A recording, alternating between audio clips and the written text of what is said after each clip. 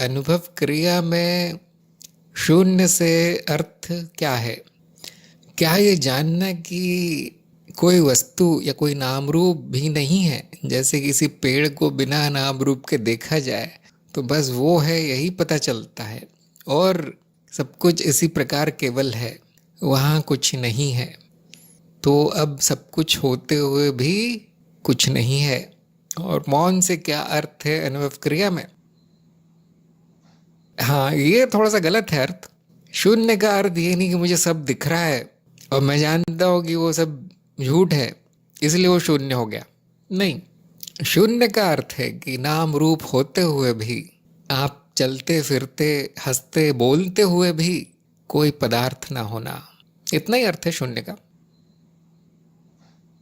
ये जानना कि ऐसा अभी है, ये जानना कि ऐसा नहीं होगा कि आगे जाके कोई अवस्था आ जाएगी जिसमें कि शून्य हो जाएगा सब। मैं ऐसे तिरछी नज़र से देखता हूँ पेड़ को, शायद खत्म हो जाए, वो शून्य हो जाए। ये सब क्या है? मैं थोड़ा सा मजाक में इसका उदाहरण दे रहा हूँ कि कैसे देखूं मैं, कैसे पता चलेगा कि अब सब शून्य हो गया। ये जानना कि कुछ भी होता रहे, कोई भी नाम रूप हो, सब पहले से शून्य है, अभी है, इसी समय है, कुछ करने से नहीं होगा, ऐसा अभी है। इसी अवस्था का नाम अनुभव क्रिया है। क्या आप आ जाएंगे अनुभव क्रिया में? नहीं, अस्तित्व अनुभव क्रिया में है।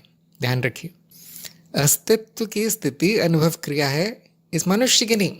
वो कुछ भी करता रहे अनुभव क्रिया ही में रहेगा, अस्तित्व कहाँ जाएगा अस्तित्व? ध्यान दीजिए, अनुभव क्रिया अस्तित्व का ही नाम है, शून्य भी अस्तित्व का ही नाम है। अनंत संभावना अर्थात जो भी मिथ्या रूप प्रकट है अस्तित्व का ही नाम है।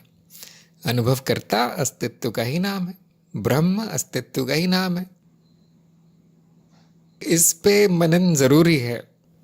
अनुभव क्रिया में शून्य अब वो हो नहीं सकता, अर्थहीन हो जाएगा। पूछना ऐसे ही है, स्त्री में महिला का अर्थ क्या है? अभी मैंने उदाहरण दिया था, स्त्री में महिला का अर्थ क्या है, यही पूछ रहे हैं आप। देखिए, वो एक ही है। अब इतने सारे नाम क्यों हैं? क्योंकि हर नाम एक प्रकार का ज्ञान हटाता है। हर नाम एक आध प्रकार का ज्ञान हटा देता है। अस्तित्व का नाम आनंद है। अब लोग परेशान हो जाएंगे, भाई आप इतने नाम क्यों रखते हैं, एक बार एक बता दो हमें।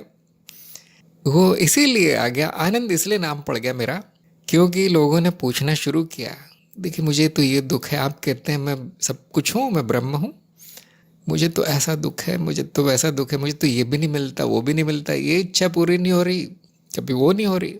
अब गुरु को बताना पड़ता है, देखिए ये सब वृत्तियां हैं, ये सब माया है, मिथ्या है, वो इसका कुछ कारण होगा, कुछ कर्म होंगे, कुछ अज्ञान होगा इसके पीछे। लेकिन अभी क्या है? आनंद है। अभी ये अस्तित्व आनंद स्वयं है, मैं आनंद स्वयं हूँ। फिर उसको बताया जाता है क्यों आनंद, क्योंकि बाकी सब तो चित्त वृत्ति आना जाना कुछ है, न वो मैं हूँ न वो मेरा है। मेरा स्वभाव क्या है? न सुख है न दुख है, न कुछ हो रहा है मुझ में, इसलिए मेरा नाम आनंद है। आनंद अभी है, कब होगा आनंद? अभी अभी ऐसा ही है। जिस प्रकार का ज्ञान आ जाता है उस प्रकार का नाम पड़ जाता है। जो लोग कार्यक्रम ध्यान से सुना होगा जिन्होंने, वही जान गए होंगे, जब भी कोई प्रश्न आया है उससे संबंधित नाम पड़ गया है। जैसे उदाहरण अभी दिया था मैंने, अस्तित्व क्यों है, ये संभावना क्यों है, शून्यता क्यों है, तो उत्तर क्या आता है? कारण नहीं है, वो अपने आप है, अपने आप में है, स्वयं का कारण स्वयं है, स्वयंभू हो गया, नाम पड़ गया उसका, स्वयंभू। कुछ लोग कहेंगे शंभू हिंदी में।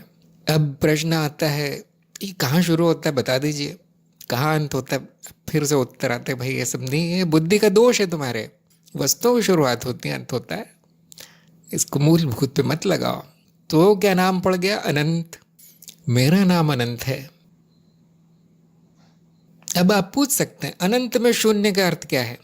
अब समस्या आ गई, क्योंकि शून्य उसका नाम है जो ये दर्शाने के लिए रखा गया है कि ऐसा मत समझ लेना इसमें कुछ मिल जाएगा, तुम्हें खोदोगे खोदोगे और कुछ मिल जाएगा उसमें, कि सीमेंट का बना है अस्तित्व, देखो अंदर से, कभी नहीं मिलेगा। आप कितना भी ढूंढो कुछ नहीं मिलेगा। ये दर्शाने के लिए उसका नाम शून्य रखा गया। नहीं नहीं, कुछ तो है, देखिए सब प्रकट है। हाँ, संभावना है, नाम संभावना रखा गया। शून्य ही पूर्ण है, शून्य ही अनंत है, शून्य ही संभावना है। अब ये महावाक्य है सारे, ये सब मैं ही हूँ महावाक्य। वो महावाक्य बोलने से कभी नहीं समझ में आएगा कि उसके पीछे कहानी क्या है, उसके पीछे तर्क क्या है, इतने नामों का कारण क्या है। ऐसी अनुभव क्रिया क्यों नाम है? क्योंकि वो अभी इस समय है। नहीं जी, ये बताइए आनंद कब मिलेगा? नहीं, शून्य कब हो जाएगा सब? कैसे देखूं मैं पेड़ को? क्या ये मान लूं सब कुछ होते हुए भी नहीं है तब शून्य हो जाएगा? तो उसको बताना पड़ता है ये अनुभव क्रिया है, अभी है, इसी समय है, ये अस्तित्व स्वयं है। भले ही वो कोई रूप दिख रहा हो, भले ही आपने उसे कोई नाम रख दिया हो, अभी भी वो अनुभव क्रिया ही है। ये रूप दिखना, उसका नाम दिखना, उसके बारे में विचार आना, ये सब भी अनुभव क्रिया की पृष्ठभूमि में हो रहा है। यही अनुभव क्रिया है। ऐसा अभी है, रूप देखा जा रहा है, नाम रखा जा रहा है, कुछ है प्रतीत होता है, ये विचार आ रहे हैं, ऐसा अभी है। समाप्त। ये जो ऐसा अभी है, होना मात्र, इसी का नाम अनुभव क्रिया है। कोई बड़ी चीज नहीं है।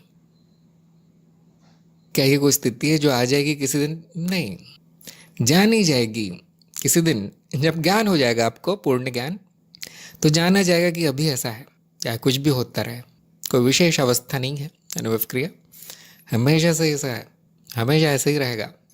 ये चित्त कितनी भी सर्कस कर ले, मनुष्य कितनी भी सर्कस कर ले, वो अस्तित्व की अवस्था है, वो वैसी रहेगी। और वो जो भी कर रहा है चित्त प्रयास, वो अनुभव क्रिया का ही भाग है, अनुभव क्रिया के पटल पे ही हो रहा है। ये मनुष्य कब आ जाता है अनुभव क्रिया में? वो नहीं आता, पहले से है। वो मनुष्य नाम की घटना अनुभव क्रिया की पटल पे हो रही, वो भी हो रहा है अभी इस समय। ऐसा है, मनुष्य रूप है, हो गया, समाप्त। और जब व्यक्ति ये सब बोलना बंद कर देता है बोल के भी क्या फायदा है? तो मौन है, तो मौन है। अब सोच के भी क्या फायदा है? अब मैं किसको बताऊं? कोई और है तो नहीं मेरे अलावा। किससे बातचीत करूं, किससे वाद विवाद करूं, किसको बताऊं कि मैं पंडित हूं? जब ये अर्थहीनता देख ली जाती है, बेकार, सब सब बेकार है। इस मन में जो चल रहा है वो सब बेकार है, इस शरीर से जो कर्म हो रहे हैं सब बेकार है। इसका अर्थ है अब मौन होने वाला है, मौन घटित हो गया। यही मौन मैं हूं, यही मौन आनंद है, यही मौन अस्तित्व है। देखिए, अस्तित्व में हजारों चीजें हो रही, आंधी तूफान की तरह, लेकिन वो मौन है, कुछ नहीं करता वो, कुछ तो हो नहीं रहा है, अभी ऐसा है, समाप्त। क्या आपने कुछ जान लिया? बहुत कुछ नहीं। यही अज्ञता भी है, यही अज्ञता है कि अब कुछ बचा नहीं जानने का जिसके बारे में विचार करूं, ऐसा भी नहीं बचा। तो वो अज्ञता की स्थिति भी यही है, अनुभव क्रिया की। बहुत लोग सोच रहे हो कि मैं कैसे हूं, मैं कैसे? आप पहले से हैं। आपके जो बुद्धि में मैल भरा है उसको हटा दीजिए। इसको हम कहते हैं, इस मैल का नाम है एक, है ना। बहुत लोग बोलेंगे आप सबको नाम दे रहे हैं, इसको भी नाम दे दीजिए। जो बुद्धि में दोष है उसका नाम है अज्ञान। अज्ञान, अज्ञान का अर्थ न जानना नहीं है। अज्ञान का अर्थ मान्यताएं बना लेना जो कि प्रमाणित नहीं है, काल्पनिक चीजों को सत्य मान लेना। अज्ञान का ये अर्थ है कि आपने वो हटा दिया, अब जो है वैसा है। तो जब तक ये मैल नहीं हटता, आपको हर तरह के शब्द सुनने पड़ेंगे। हर शब्द आपके अज्ञान को हटाने का प्रयास है, कुछ नई जानकारी देने का प्रयास नहीं है। मौन भी आपके अज्ञान को हटाने का प्रयास है। क्या सोच रहे हो, क्या कुछ है? मौन हो जाता है। अनुभव क्रिया शब्द भी अज्ञान को हटाने का प्रयास है कि कब का मत सोचो, ये पहले था या वो बाद में होगा, भविष्य में कब होगा, मैं अभी इस समय हो रहा है बस। ऐसे ही शून्य भी आपका अज्ञान हटाने का प्रयास है कि ऐसा मत सोचना कि कुछ मिल जाएगा तुम्हें, यहाँ कोई ज्ञान हो जाएगा, कोई बहुत बड़ा अनुभव हो जाएगा जो सत्य होगा। कभी नहीं, सब शून्य है, खाली है। इस प्रकार अगर आप हर शब्द पे मनन करें तो आपके सब प्रश्न समाप्त होंगे। और अगर आप कुछ काल्पनिक करते रहेंगे कि वस्तु का नाम रूप नहीं है, पेड़ को बिना नाम रूप के देखा जाए, ये क्या है? बड़ी विचित्र कल्पनाएं है ना। वस्तु का नाम रूप नहीं है, आप भी कैसे जानेंगे? वस्तु ही तो नाम रूप है। इस वाक्य का कोई अर्थ नहीं निकलता मेरी दृष्टि में। पेड़ को बिना नाम रूप के कैसे देखा जाए? जब भी आप देखेंगे तो नाम रूप ही दिखेगा आपको, कुछ और तो नहीं दिख जाएगा पेड़ की जगह। हाँ, उसमें विचार आ सकता है कि मैं जो देख रहा हूँ वो सच नहीं है। कोई बात नहीं, अब पेड़ वो गायब नहीं हो जाएगा, शून्य नहीं हो जाएगा, कोई और स्थिति नहीं हो जाएगी, मन की मानसिक स्थिति, कुछ नहीं होगा। अगर आप वो पेड़ के नीचे बैठ जाए, पेड़ के ऊपर चढ़ के बैठ जाए, तो भी सब वैसा ही रहेगा। तो यहाँ क्या हुआ है कि आप कुछ करने की कोशिश कर रहे हैं या सोचने की कोशिश कर रहे हैं कि मैं थोड़ा और सोच लूंगा तो मुझे ज्ञान हो जाएगा।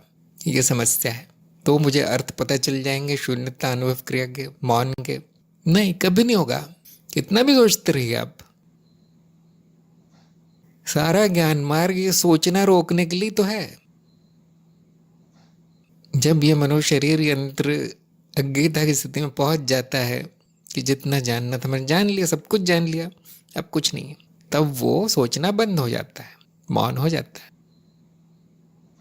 तो फिर से देखिए आप, हाँ, अनुभव क्रिया किसको कहा गया है, शून्य किसको कहा गया है, ऐसा आप बौद्धिक कार्य कीजिए। एक पेज लेके एक तरफ लिखिए अनुभव क्रिया, दूसरी तरफ लिखिए शून्य, परिभाषाएं लिखिए।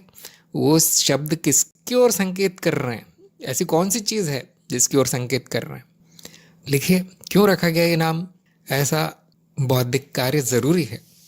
आप क्या कर रहे हैं, आप कुछ सोच रहे हैं, कल्पना कर रहे हैं जो कि पूरी तरह अतार्किक है।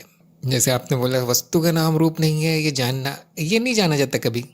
ये जाना जाता है कि वस्तु नाम रूप है। नाम रूप का अर्थ है परिवर्तनशील, जो तत्व नहीं है। नाम रूप तत्व का विरुद्धार्थी है। परिवर्तनशील जो तत्व नहीं है। सभी वस्तुएं ऐसी है, सभी शरीर ऐसे हैं, सभी मानसिक घटनाएं ऐसी हैं, इतना ही जाना जाता है। किसी भी वस्तु को आप बिना नाम रूप के देख नहीं सकते कि उसकी परिभाषा ही नाम रूप है। आप कितनी भी कल्पना कर ले कि मुझे जो दिख रहा है वो शून्य है, वो शून्य का अर्थ नहीं जानेंगे, क्योंकि वो गलत है शून्य का अर्थ।